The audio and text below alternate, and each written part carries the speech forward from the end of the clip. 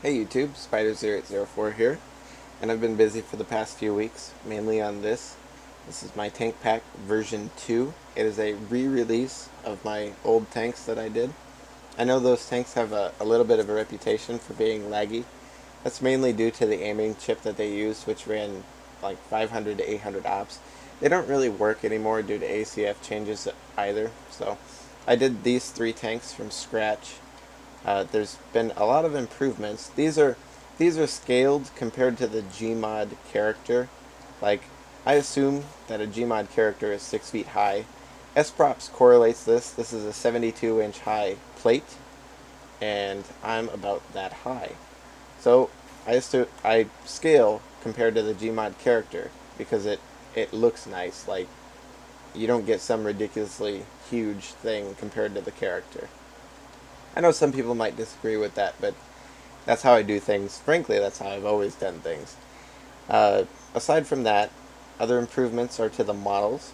Like this piece here actually goes over the treads on the PZ4. They all actually have treads. I've standardized the model numbers. This is a PZ4 OSF G. This is an M4A3. There's no E tacked on there, so there's no wide suspension. It's a late M4A3 body, so it has this flat bit here. This is a T-34-76 1943, so you can see it has the 76 gun with the mount for it. And since it's a 1943, it has the improved hexagonal turret. Aside from the model changes, there's been various other improvements. The armor is all correct now. The weight's always been correct, so that's still correct, but the armor on some of the tanks was wrong in some spots. Like this was not angled enough here on the front of the T-34, and the sides were 45, but they're actually 40.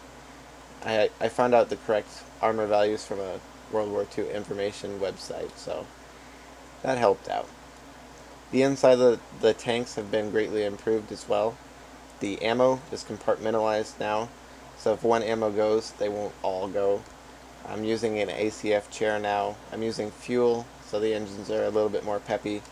There's shields for the sides of the driver and the sides of the fuel.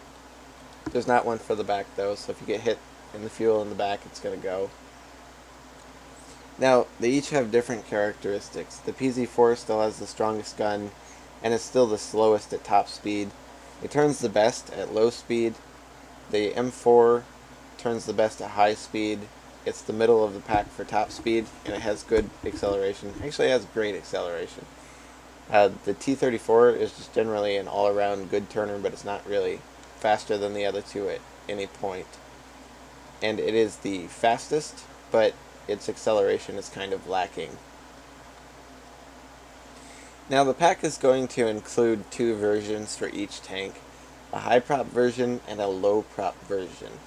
If you're on a server and you plan to have like a couple of these out at once, try and use the low prop versions, because the high prop versions, they look nice, but as soon as a shell hits the tank that has explosive content, a lot of those parts go flying, and all of those fiery parts everywhere can be hard on people with older computers. I'm going to spawn an M4 here, low prop version. I'm going to show you how to actually operate the tank. Now to unfreeze it, I don't know why, but people always try and grab the sides. They might not know what parenting is. To unfreeze it, just look at somewhere that isn't parented, like a wheel, or the gun, or the bottom plate. Just look at any of those surfaces and hit R with the fizz gun. And it all falls. You don't need a double tap R or anything, just R one time. Now to get in, I'm gonna go through that too, because people seem to, whenever I spawn something, people seem to have trouble. You just hold control while you're flying, and look at the seat, and hit E. It's very simple to get in. Now, for this, space, for these tanks, space is brake, but it's also clutch in. So if you're ever like stuck somewhere, just do that, let go of space, and it'll launch you. Shift is zoom. R is to change your ammo. You can see the ammo selector there on the right. F is parking brake if you want to snipe. Left click is to load. You can see while I'm loading, the blue box turns red. There's custom sounds for all of the guns and the coax. Coax ammo is on the left, and ammo for your current shell type is on the right. You can see 17 AP, 11 heat, and 10 HE. They drive a lot more like tanks now. Don't ever forget that your parking brake is on, because you won't go anywhere. There's nothing you generally need to do to make these drive correctly. Just know that, like, the M4 is the worst low-speed turner, so it's kind of crappy at low speed. Kind of crappy at low speed turning. You can see my speed there, right below where coax is. Coax turns red when you're using it, and you can see the gear. That's basically how you drive it. Just remember, shift zoom, R switch ammo, F is your parking brake, space is your brake. And of course, if you ever zoom, try and use your range as the range is right below the chevron. Try and use your range to estimate your shell drop. And you also have those 3 dots there to try and judge it.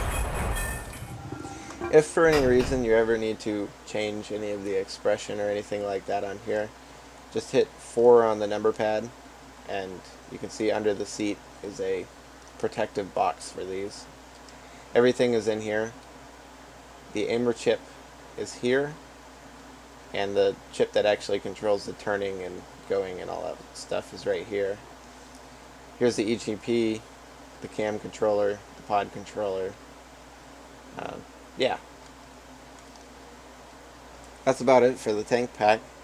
Inside of the zip that these come in, there will be a folder that says old pictures, and I have those pictures mainly because they show ammo velocity and the armor values. So if you're ever curious about the armor values, those are mostly correct. And there will be 3 pictures that I actually based the tanks off of, because I wanted to choose a solid version and go with that. Now, like I said, these tanks are historically accurate. They're designed to be balanced against each other.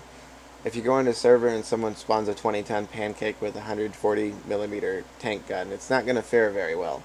These tanks are designed to provide a fair playing field and a good fight, which you don't really get a fair playing field anymore if you join a server. People seem to always go the pancake route.